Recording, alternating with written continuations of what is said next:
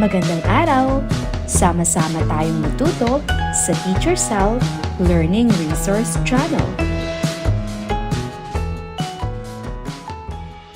Revised K-12 Curriculum, Makabansa 3, Quarter 4, Week 1.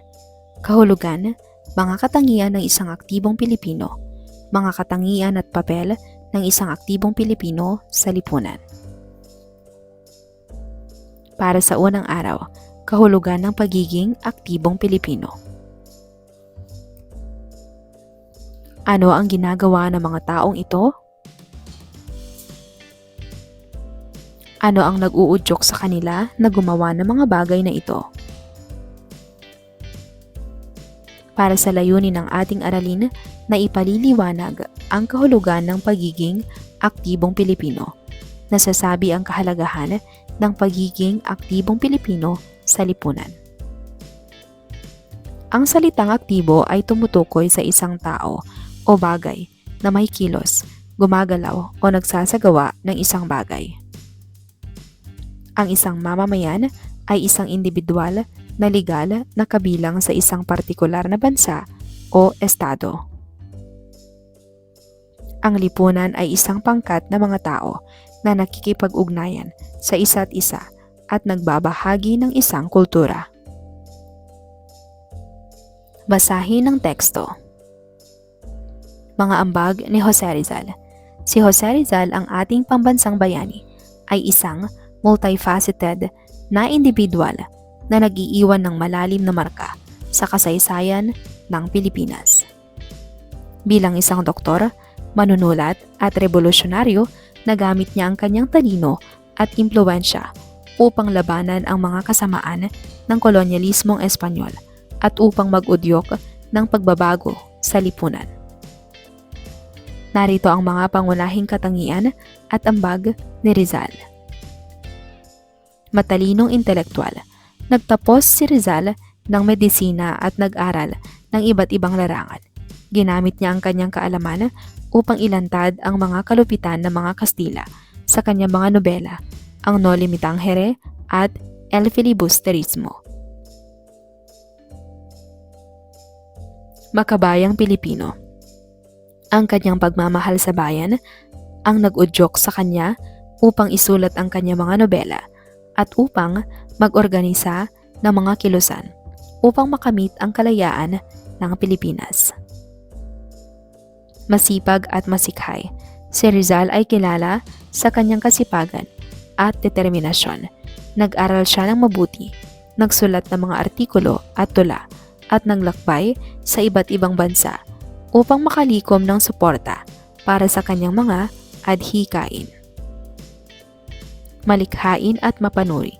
Ginamit niya ang kanyang talino at imahinasyon upang lumikha ng mga obra na nagpapakita ng mga suliranin ng lipunan at nagbibigay inspirasyon sa mga Pilipino. Mapaninindigan ang prinsipyo.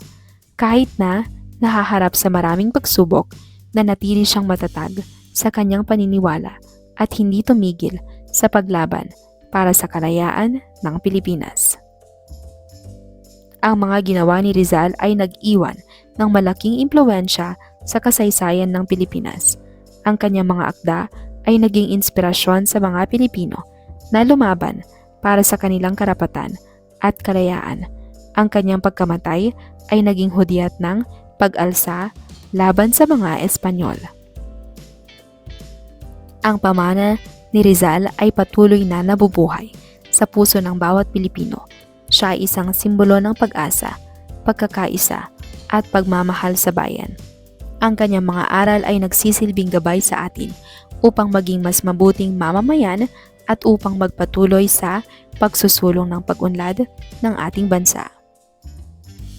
Sa pamamagitan ng pag-aaral ng buhay at mga ginawa ni Jose Rizal, mas lalo nating mauunawaan ang kahalagahan ng pagiging isang aktibong mamamayan at ang papel natin sa pagbuo ng isang mas mahusay na lipunan. Paano nakatulong kay Jose Rizal ang kanyang mga katangian para siya ay maging isang bayani? Nakatulong ang kanyang talino, kasipagan at pagmamahal sa bayan upang mailantad niya ang pang-aabuso ng mga Espanyol at magising ang kamalayan ng mga Pilipino. Paano naimpluwensyahan ni Rizal ang kanyang mga kapanahon? Naimpluwensyahan niya sila sa pamamagitan ng kanyang mga nobela at akda na nagbigay inspirasyon upang ipaglaban ang karapatan at kalayaan. Paano natin mapapanatiling buhay ang pamana ni Rizal? Mapapanatili natin ang kanyang pamana sa pamamagitan ng pagsunod sa kanyang mga aral, pagmamahal sa bayan, at pagiging mabuting mamamayan. Gamit ang isang concept map, isulat ang mga kaugnay na salita sa mga sumusunod. Aktibo, mamamayan, lipunan.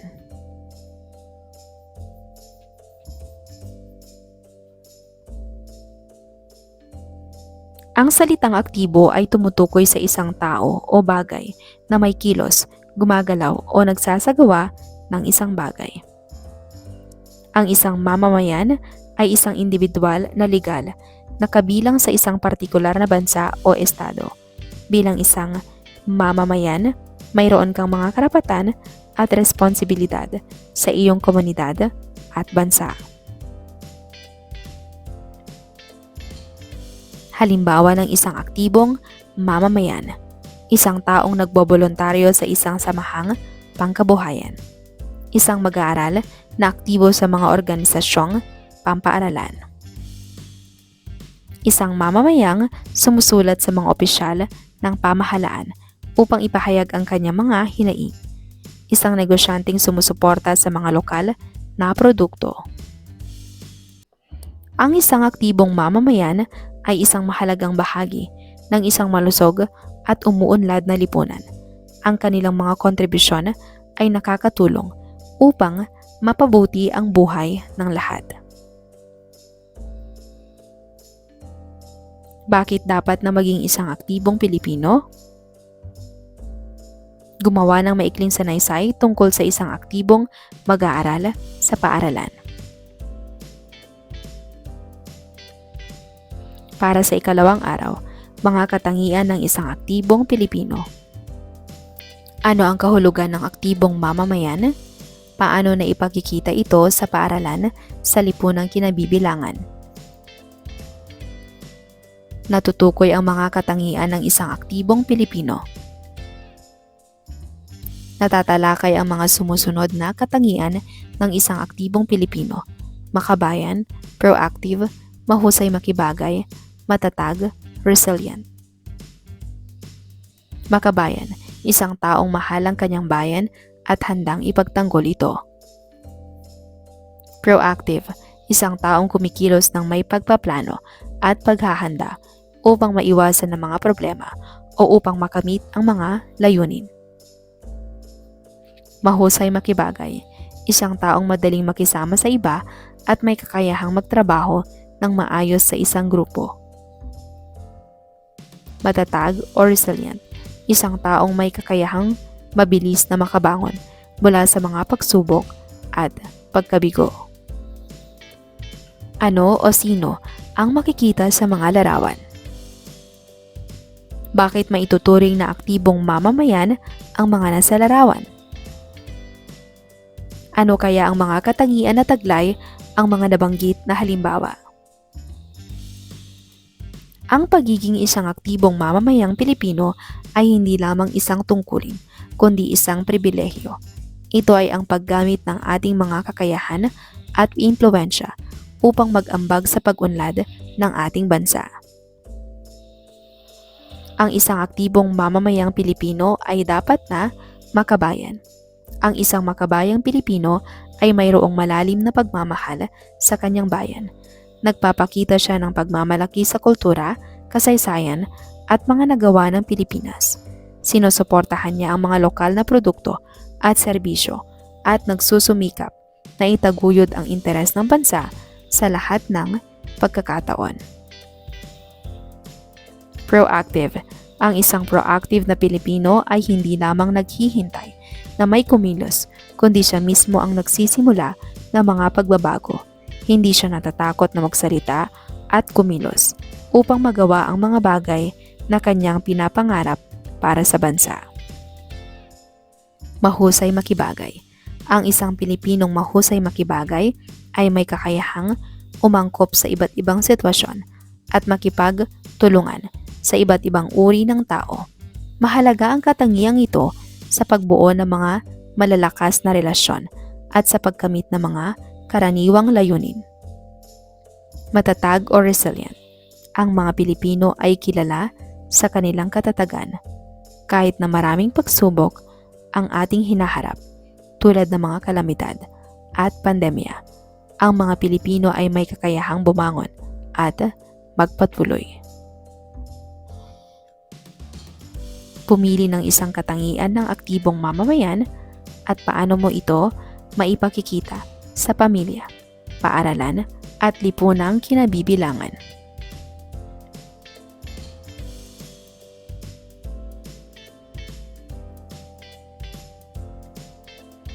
Para sa ikatlong araw, mga katangian ng isang aktibong Pilipino. Ano-ano ang mga katangian ng isang mamamayan na tinalakay kahapon? Natutukoy ang mga katangian ng isang aktibong Pilipino. Natatalakay ang mga sumusunod na katangian ng isang aktibong Pilipino: matulungin, matalino at malikhain, masipag at masigasig, makatwiran, mapanuri, at kritikal. Matulungin, isang taong handang tumulong sa iba, lalo na sa mga nangangailangan. Matalino at malikhain, isang taong may kakayahang mag-isip ng makabuo ng mga bagong ideya. Masipag at masigasig, isang taong nagsusumikap upang makamit ang kanyang mga layunin. Makatuwiran, mapanuri at kritikal, isang taong nag-iisip ng malalim at nagtatanong upang maunawaan ang mga bagay-bagay. Ano o sino ang makikita sa mga larawan? Bakit maituturing na aktibong mamamayan ang mga nasa larawan? Sa apat na katangian na natalakay kahapon, ano-ano ang taglay nila? Kahapon, nasimulan na nating talakayin ang mga katangiang taglay ng isang aktibong mamamayang Pilipino. Sa araw na ito, tatalakayin natin ang karagdagan pang mga katangian. Matulungin. Ang bayanihan ay isa sa mga pinakamahalagang katangian ng mga Pilipino. Ang isang matulunging Pilipino ay handang tumulong sa kapwa, lalo na sa mga nangangailangan. Matalino at malikhain.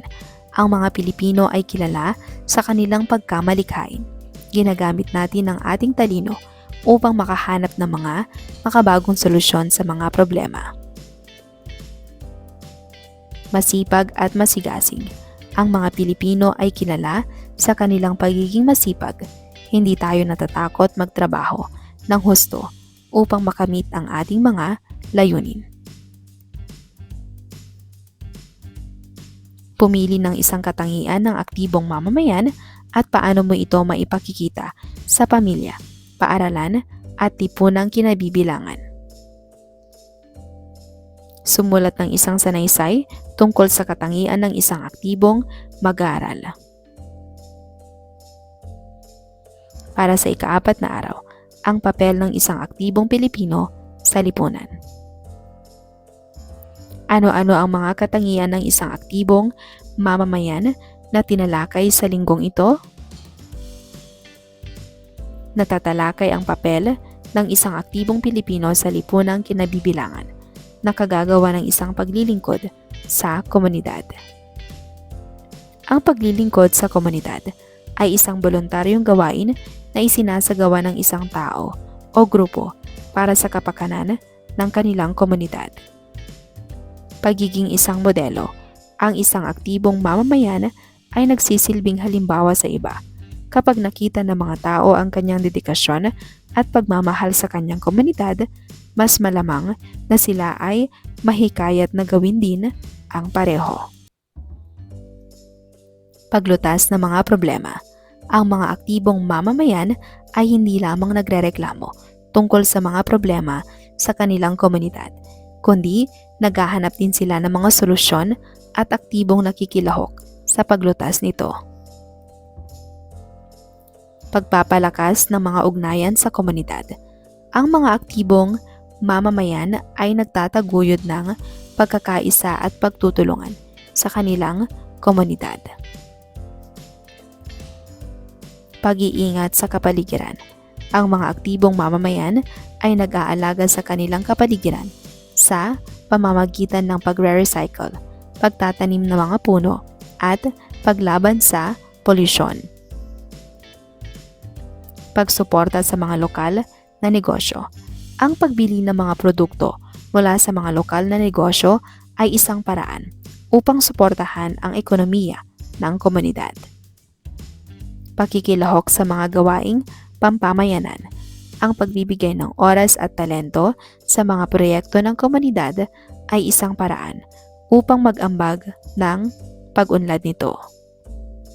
Pagiging isang boses para sa mga walang boses.